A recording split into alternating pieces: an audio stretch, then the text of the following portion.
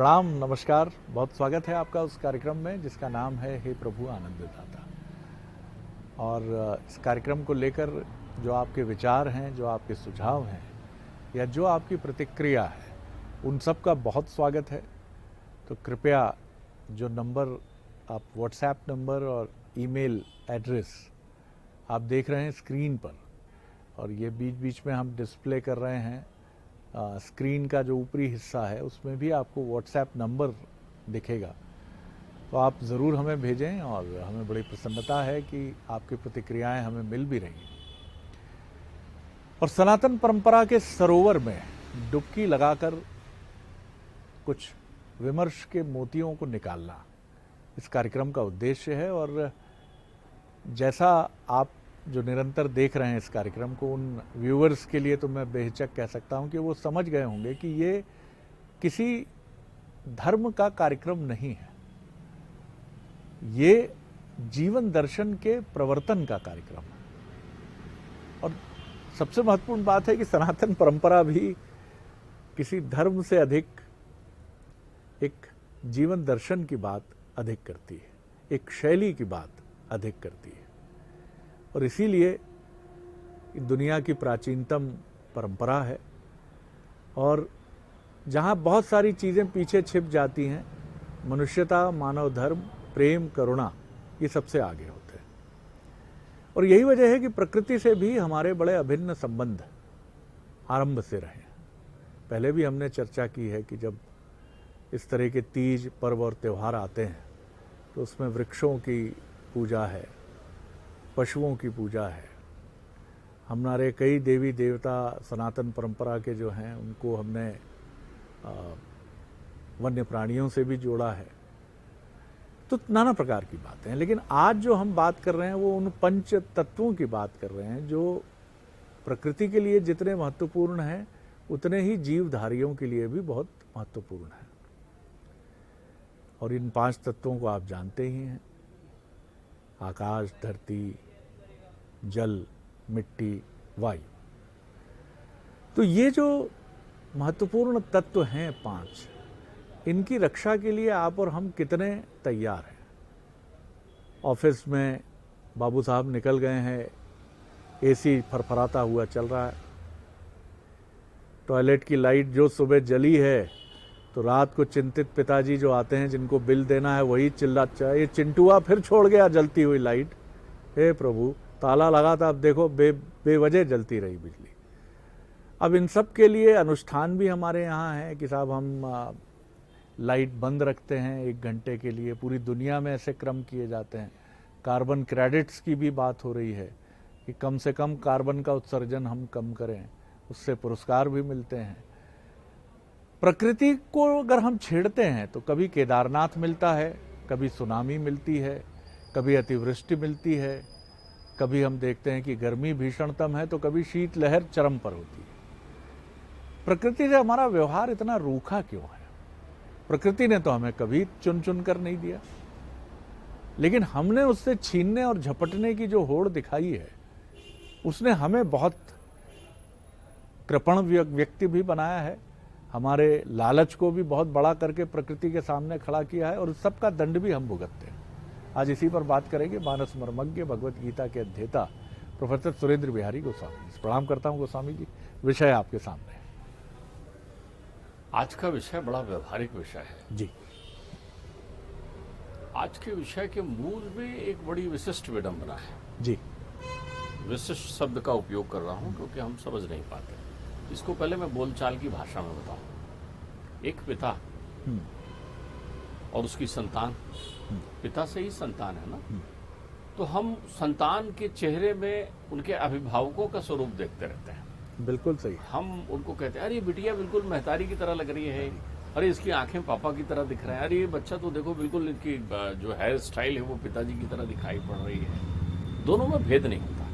एक पिता जीवन भर जो कुछ भी संघर्ष करता है वो अपने परिवार के लिए करता है। उसके लिए मुख्य उद्देश्य जो है परिवार ही होता है। परिवार के संरक्षण के लिए तना खड़ा होता है कि मेरे बच्चों को कोई नुकसान ना हो।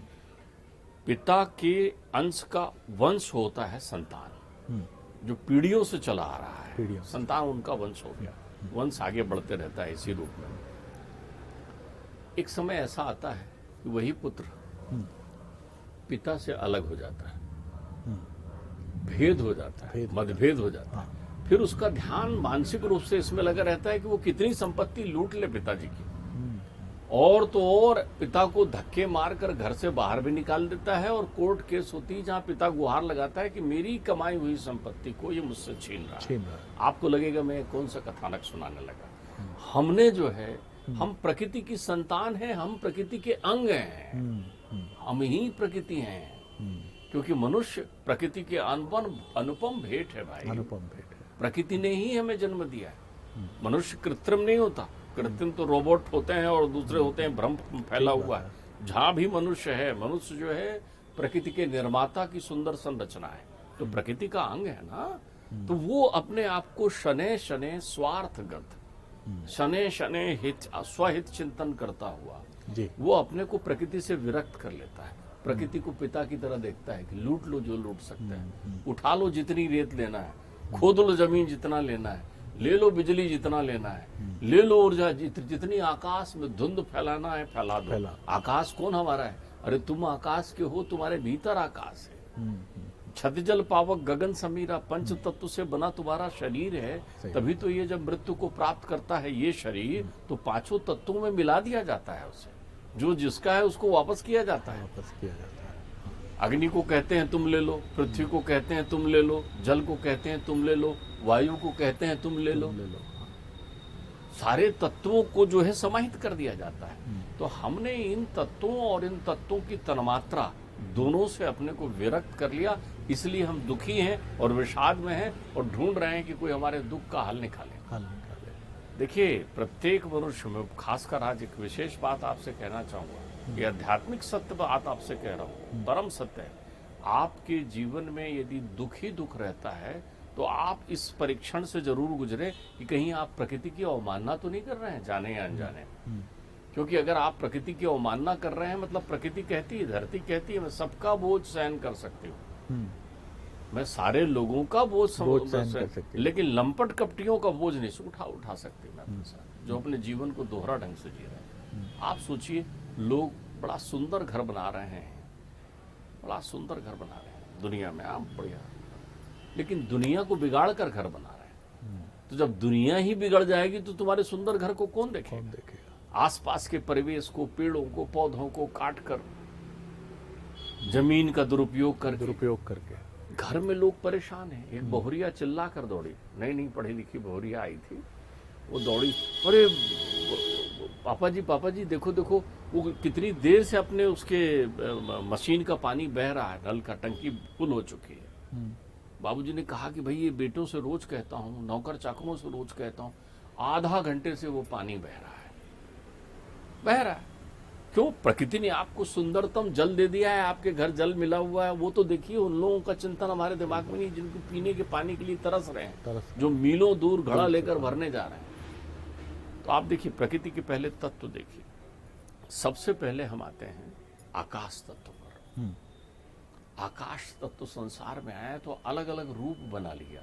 जैसे सोना से आपने आभूषण बना लिए, जैसे मिट्टी से आपने मटकी बना ली, वैसे आकाश ने अलग अलग स्वरूप ले लिया। आपके यहाँ हृदय आकाश हो गया, कहीं पर जो है घटा आकाश हो गया, अलग अलग जो भी हिस्सा रिक्त हुआ वो आकाश ने भर दिया। आपके शरीर की रिक्तता आकाश ने भर दी।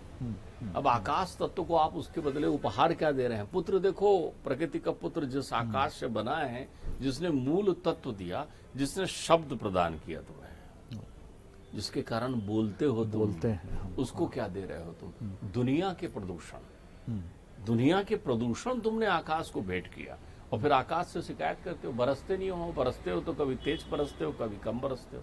तुमने कौन सा दायित्व निभाया अपने जीवन में आकाश को पुनः? हृदय आकाश दिया था, हृदय में कितनी मलिनता भर ली तुमने। क्या बात है! भौतिक मलिनता तो भरी, तो उसके कारण डॉक्टर हृदय का ऑपरेशन कर करके परेशान है, और लौकिक पारलौकिक मलिनता भी भर ली। तुम्हारा हृदय विषाक्त रहता है हमेशा। हृदय आकाश दूषित हो गया, वहां भी, यहाँ भी। हृदय कभी भावनाओं से भावित नहीं हुआ, दुख देखकर पिघला नहीं, कभी नहीं। अंतरचित्त में कभी समाज सेवा, राष्ट्र सेवा, परिवार सेवा की भावना नहीं आई, कभी नहीं। कहीं त्याग तपस्या अंतरचित्त में आए नहीं, पकड़ के रख लिया, हृदय दूषित कर दिया। अब आप देखिए शब्दों से क्या किया, ध्वनि प्रदूषण कर दिया, शोर ही शोर कर दिया। जब भी शब्द बोला है तो शब्द का अभाव ही निकला, अब शब्द निकले मुंह से। शब्द निकले। कितना सम्मान दिया तुमने आकाश को, आकाश ने तुमने निर्मल, उसी आकाश के नीचे जीवन जी रहे हो, उसी आकाश के नीचे घर बना रहे हो, उसी आकाश से टिमटिमाता तेज प्रकट हुआ है, उसी आकाश के कारण जो है तुम्हारा जीवन है। जीवन है। उस आकाश को तुमने निराश किया। फिर अब आप आकाश से हटे तो वायु आया, और ये सांस ले रहे हो उसी से। अभी अपन इस पर चर्चा कर चुके हैं कि वायु का महत्व कितना था, कितना? ये कोविड-19 ने सबको बता दिया। सबको पता। अच्छा, तो उन सांसों को लेने के लिए जो हवाएं चल रही थी उनके साथ तुमने कौन सा नया किया है? क्या किया उनके साथ? जगह जगह वो आजकल तो मीटर लगे हुए हैं साफ शहरों में कि कितना प्रदूषित है। सही बात है। इस देश की राजधानी से लेकर इस देश के कई महानगर शहर देखिए आप, वहाँ लोगों का रहना मुश्किल है। बिल्कुल आपने ये वायु के साथ किया। 15-15, 20-20 सिगरेट पीने के वायु- बराबर है अरे सांस लेना। वायु ने तो आपको जीवन दिया, सांसें दी है। जी। जिन सांसों से तुम्हारा जीवन चलता है उन सांसों को तुमने नहीं छोड़ा। तुम कितने कितने जो है संकुचित दायरे में हो गए। उस वायु को जो है, कभी वायु स्पर्श का तरीका है, वायु की तन्मात्रा है स्पर्श। क्या छुआ, क्या किया? इन हाथों में स्पर्श की शक्ति दी थी, क्या किया इससे? तो तुमने ये भेंट दी उनको। कभी परोपकार नहीं किया, कभी दान नहीं किया, दान नहीं कभी मेहनत करने में आगे नहीं आए, बस इसको बांधते बांधते रह गए। तो ये खुला हुआ आया है, ऐसा जाएगा खुल के। खुल के। तो इसमें क्या बांध रहे हो, क्या पकड़ रहे हो? वो पकड़ा जिसे छोड़ना था, और वो सब छोड़ दिया जिसे पकड़ना था। तो स्पर्श का आपने अपमान किया। अगन, तपन, पावक, आप देखिए कितना तेज है। मैं तो कहता हूं सबसे ज्यादा दुर्दशा इस समय जो विद्युदाम संप्रभाम मृगवदे स्कंद स्थिताम भीषणाम भगवती है, शक्ति का स्वरूप है उसमें। आपको ये रोशनी जो दिन में दिखाई पड़ती है, उस सूर्य के प्रति तो कभी अपना आदर प्रकट किया ही नहीं। सूर्य को उदित होते देखने का सौभाग्य तो 90% लोग लेते ही नहीं है। जिसको पूरी की पूरी नग्न नेत्रों से बिना किसी अवरोध के पूरा सूर्य आप देख पाए, ऐसा आपने कितनी बार किया? आपकी दिव्य ज्योति होती है आंखों की, नेत्र गोलक के अधिष्ठाता है वो। आपने अपने उस तेज को, जिसके आधार पर आपके शरीर में जठराग्नि है, भोजन पचाने का काम करते हैं वो, वही तेज आपके शरीर में विद्यमान होता है तो मंगल ग्रह प्रसन्न होता है आपके जीवन से। उसका कितना सम्मान किया आपने सूर्य का। अरे देखिए उसकी रोशनी से तो वो ऊर्जा से चलने वाले कितने सारे यंत्र संयंत्र बने हैं। आपको कह रहे हैं कि आप चिंता नहीं करो, आपकी ये विद्युत लाइन नहीं रहेगी, बिजली नहीं रहेगा तो ये इससे उत्पन्न होगा। अच्छा, इतना विद्युत हो रहा है तो कर क्या रहे हो आप? घर में लाइट किस कदर जला रहे हो? ठीक बात। कैसा उपयोग कर रहे हो आप? देखिए विद्युत विभाग का कोई अधिकारी, पिताजी कहते थे, बड़ा सुंदर उदाहरण, अगर आपके घर में मीटर की जांच करने या आपकी बिजली को देखने या आपसे बकाया रकम मांगने के लिए आ जाए तो आप 2 बार उसको नमस्कार करोगे, आइए साहब ये है सब ठीक है, पटा देंगे ये, ठीक है। और उसको नमस्कार करते नहीं थकोगे। लेकिन जिन्होंने कण कण रज रज में विद्युत ही प्रवाह किया और आपसे कुछ नहीं लेता, उस सूर्य को कितनी बार आपने धन्यवाद कहा? हमारे यहाँ तो विधान है, छठ पूजा का विधान है, आप देखिए उसी सूर्याम विधाम देवगुणा पत्रशोपास्ते तया मध्य मेदयाने मेधाविनम गुरु। आपकी बुद्धि का प्रदाता है, आपकी ज्ञान का प्रदाता है। वेदोक्त मंत्र है ओम भूर्भुवः स्वः तत्सवितुर्वरेण्यं भर्गो देवस्य धीमहि धियो यो न प्रचोदयात्। ये क्यों दिया गया था? ताकि आप इनके माध्यम से समझते। तो आपने कभी दायित्व तो नहीं समझा ना। पृथक आपको लगा है लूट लो, ये चीजें मिली है तो लूट लो। वही पिताजी को ने पिताजी से विरोधाभास कर रहे हैं, पिता से। धन्य है वो सूर्य जो अपनी अगन को, अरे आपने तो ओजोन परत के छत विछत कर दिया है आप, तब भी वो आप पर दया करके, कृपा करके कि संसार के प्राणी हैं, ये मेरे बच्चों की तरह है, मुझे इनका हित देखना है, लेकिन आपको कभी अपने दायित्व की व्यवस्था समझ में नहीं आई। जल तत्व को अपमानित किया आपने, जगह जगह जल को प्रदूषित कर दिया। शरद जी, पीने के पानी जो मूल्यों में आप खरीद रहे हैं, चारों तरफ धन दे दे करके नाना प्रकार के यंत्रों से उसको शोधित और शुद्ध कर रहे हैं, वो बचपना कहाँ गया? जब ऐसे चलते हुए किसी भी तालाब का जल पी लेता था मनुष्य, इतना शुद्ध था तालाब। किसने किया? आप तो तुरंत, आज क्यों तो एक और आवरण आ गया है, ये सारा दायित्व तो हमने सरकार के ठेके पर दे रखा है। सरकार के ठेके। आप किसी को छेड़ कर देखिए, तालाब में इतनी गंदगी क्या कर रहा है नगर निगम, क्या कर रही है नगर पालिका, क्या कर रहे हैं सरकार। जल पर आपने जो बात कही, दो बड़ी सुंदर क्या, एक तो बहुत भयावह बात मैंने सुनी। करीब 3-4 वर्ष पूर्व मैं होशंगाबाद मेरा जाना हुआ, तो वहाँ एक जल विज्ञानी ने ये बात कही, मैं पहले भी ये कह चुका हूँ। वहाँ मैंने ये सुना कि मध्य प्रदेश की पुण्य सलिला जीवनदायिनी नर्मदा नदी, उन्होंने कहा जो व्यवहार हमारा ये है, हम गंगा की तरह इनको भी खो देंगे। और मैं विषाद से, दुख से, शोक से भर गया कि ये उतुंग अमरकंटक से निकली दुनिया की अनूठी नदी जो जिस दिशा में बहती हैं वो शायद पहली नदी है, और अगर ये ना रही तो मध्य प्रदेश का क्या क्या है दायित्व फिर? जी देखिए, वो अपनी रेवा है, भगवती शिव की लाडली है, बैकाल पर्वत से निकलकर अविरल बह रही है, गोमुख से निकलकर गंगा अविरल बह रही है। अब इनकी धार सूखने लगी है हमारे शोषण से, लेकिन ये थक नहीं रही हैं, उसी महतारी की तरह नित्य प्रति बहते चली जा रही हैं, जो देखती हैं कि बेटा आज सुधरेगा, बेटा कल सुधरेगा। एक कहने लगा अब गंगा मैली हो गई, गंगा कभी मैली नहीं हुई है, तुम मैले हो गए हो जो तुम अपनी महतारी को जो है आदर नहीं दे रहे हो और महतारी को मैला करने के लिए बैठे हुए हो। एक दूसरे को कहते हैं, आप देखिए अनुशासन बनाया है, सरकार का कर्तव्य है अनुशासन बना देना।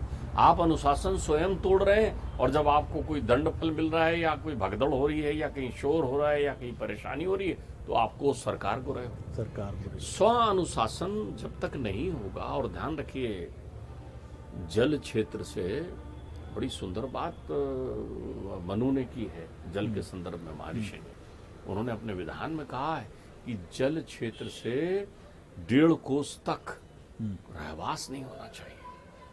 जल के आसपास जो है नित्य क्रिया का संचालन नहीं होना चाहिए। जल की दूरी, आपका जो निवास है, आपके निवास में निकलने वाले मलमूत्र इत्यादि कचरा ये जल क्षेत्र में यदि पहुंच जाते हैं, जो जल क्षेत्र अविरल बह रहा है, तो आप समझ लीजिए आप सबसे बड़े पातकी होते हैं। आपने जल में क्या नहीं डाला है, क्या नहीं फेंका है, कितना सम्मान किया है आपने उसमें। बस इस पर राष्ट्र चिंतन कर रहे हैं। खासकर मैं तो ये चाहूंगा कि ये बीड़ा आज के युवा उठाएं। अरे अपनी महतारी को ये कम से कम इतना लाड़ तो दो, कितने अविरल, कितने घाटों से, कितने प्रतिकूल दिशाओं से बहती हुई अविरल वो पावन नदियां जिन्हें माँ की संज्ञा मिली हुई, आप उनका भी मान नहीं रख रहे हैं जल तत्व से। और जल तत्व से तन्मात्रा बनी है रसना, भक्षा भोग, भक्षा भक्ष, क्या खा रहे हो आप? ठीक बात। कैसा खा रहे हो आप? आपने तो अपने घर से सुंदरतम अन्नपूर्णा के क्षेत्र पर पट बंद कर दिया है स्थायी तौर पर। अब आपके घर में रसोई घर नहीं रहा। आप कहीं से भी पहुंचते हैं तो एक फोन करते हैं, वो विदेशी एक डब्बा लेकर आ जाता है, उस डब्बे में जो भी हो, जैसा भी बनाओ, जो हो आप खा के मस्त। देखिए, मैं इस पर आपके अन्न ग्रहण करने पर चिंता नहीं कर रहा, बिल्कुल भी नहीं, लेकिन आप कितना सम्मान कर रहे हैं अन्न का, आप अन्न को कितना वेस्ट कर रहे हैं, कितना फेंक रहे हैं। ये प्रक्रियाएं आपके जीवन में बनी हुई हैं। और सबसे अंत में जिस पर हमने पहला चरण रखा है, जिस पर हमारा जन्म हुआ है, ये धरती माँ, और जिस पर हमें मिल जाना है, जिसकी माटी की शोंधी खुशबू की और महक से हमारा जीवन चला है, उसके शोषण की तो अकथ कहानी है। आपने क्या शोषण नहीं किया है? आप अपनी महतारी के वस्त्रों को तार तार कर रहे हैं। आभूषण तो पहनाने की बात छोड़िए, महतारी का वस्त्र कौन है? प्रकृति का श्रृंगार किससे है? ये हरियाली से, ये हरित क्रांति से, ये चहुओर के वातावरण से। आपने इसको क्या कर दिया है? कैसा करके आप रखे हुए हो? बिल्कुल सही। सबने रेगिस्तान में एक सुंदर सा महल बना लिया है। अब चारों तरफ रेगिस्तान है, बना के बैठे रहो महल। तो रेगिस्तान में महल बनाने से अच्छा है उपवन में एक घरौंदा बनाओ।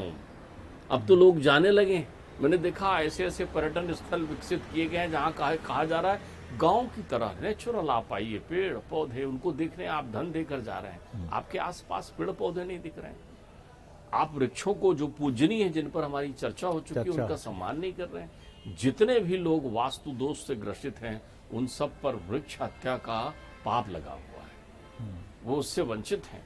यदि कोई भी परिवार चाहता है कि वो इस धरती से अपने उन अपराधों के लिए क्षमा मांगे तो कम से कम 10 वृक्ष लगाए और 2 जगह जल क्षेत्रों का विकास करे, फिर उसके जीवन में खुशियां देखिए कितना बढ़िया होगा, आनंद ही आनंद हो जाएगा। 10 वृक्ष लगा के ना भूले, उन वृक्षों को देखे कि वो वृक्ष पनप रहे हैं कि नहीं, और ऐसे स्थानों पर ना लगाएं जहां जंगल बना हुआ, जंगल बना, ऐसे स्थानों पर लगाएं जहां जंगल बना दे।